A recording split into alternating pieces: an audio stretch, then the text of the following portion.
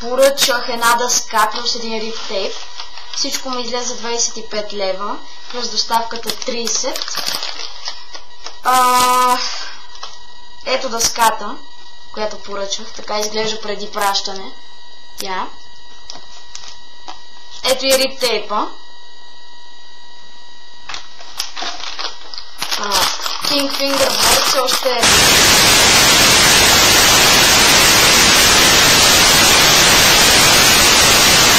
За дъската.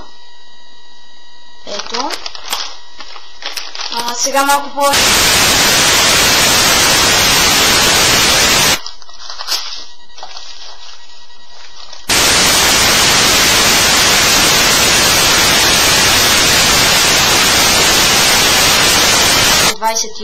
Най-отдолу е екзотик. Ето я.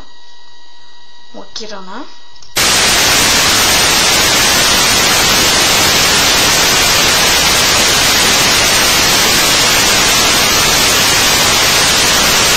Не е крива, както някой казва.